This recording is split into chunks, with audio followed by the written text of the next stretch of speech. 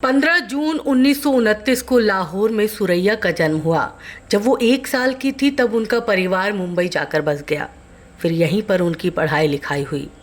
सुरैया के मामा एम जहूर हिंदी सिनेमा के famous villain हुआ करते थे।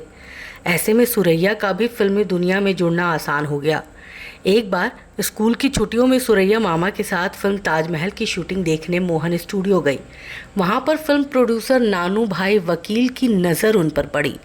नानू भाई उनकी खूबसूरती और सादगी से इतना प्रभावित हुए कि उन्होंने सुरैया को फिल्म में मुमताज महल के लिए चुन लिया।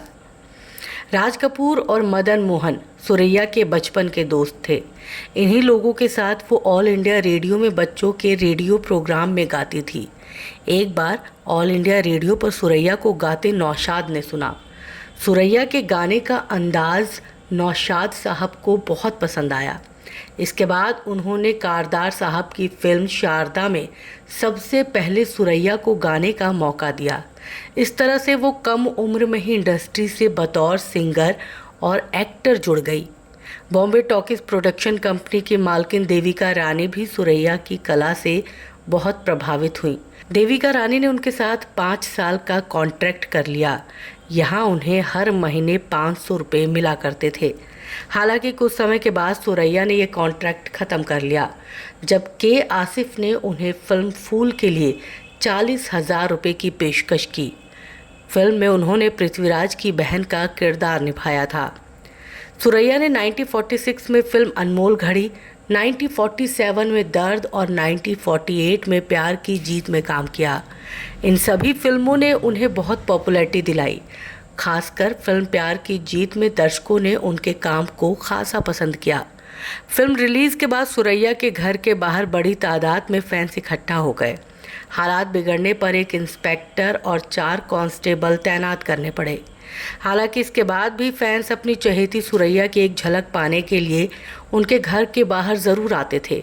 भीड़ इतनी ज़्यादा होती थी कि लगभग हर समय ट्रैफिक जाम लगा रहता था।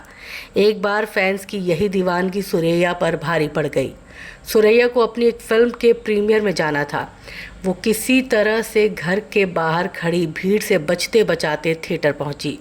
हॉल के अंदर काफ़ी इंतज़ाम किए गए थे कि कोई सुरैया को पहचान ना ले, लेकिन तभी वहां पर मौजूद एक आदमी ने उन्हें पहचान लिया। वो चिल्ला कर बोला, अरे ये तो सुरैया है। ये सुनते ही भीड़ सुरैया पर टूट पड़ी। सुरैया को भीड़ ने इस कदर घेरा कि उनका दुपट्टा उनके हाथों से छूटकर दूर जा गिरा। पहले तो काफ़ी देर तक सुरैया के साथ आए सिक्योरिटी वाले भीड़ पर काबू पाने की कोशिश करते रहे, लेकिन जब सिक्योरिटी से बात नहीं बनी तो पुलिस को आना पड़ा। इस घटना का सुरैया पर इतना बुरा असर पड़ा कि उन्होंने पब्लिक प्लेस पर जाना ही बंद कर दिया।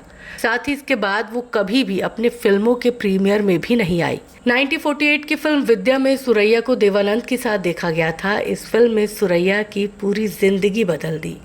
फिल्म की शूटिंग के चलते दोनों के बीच रोज़ाना मुलाकात होने लगी और ये दोस्ती गहरी होती चली गई। सेट पर दोनों की आंखें एक दूसरे को ढूंढती रहती। देवानंद उन्हें प्यार से नोजी बुलाते थे और सुरैया उनको स्टीव। सेट के अलावा देवानंद उनके घर भी जाते थे। घूमना फिरना भी एक साथ होने लगा था, मगर कुछ समय बाद उनके इस प्यार को नज़र लग गई। उनके रिश्ते की बात सुरैया की नानी को पता चल गई। नानी पुराने ख्यालों वाली थी। उन्हें बिल्कुल भी मंजूर नहीं था कि सुरैया की शादी किसी गैर धर्म के लड़के से हो। ऐसे में उन्होंने देवानंद का आना जाना बंद करा दिया। इस घटना के बाद नानी हर वक्त सुरैया के साथ रहती थी।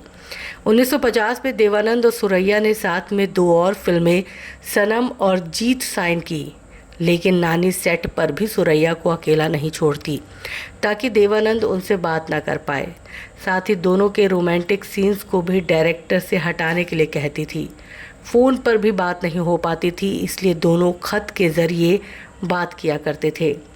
1949 में जीत की शूटिंग के दौरान देवानंद सुरैया के साथ भागकर शादी करने को तैयार थे, लेकिन नानी को ये बात पता चल गई।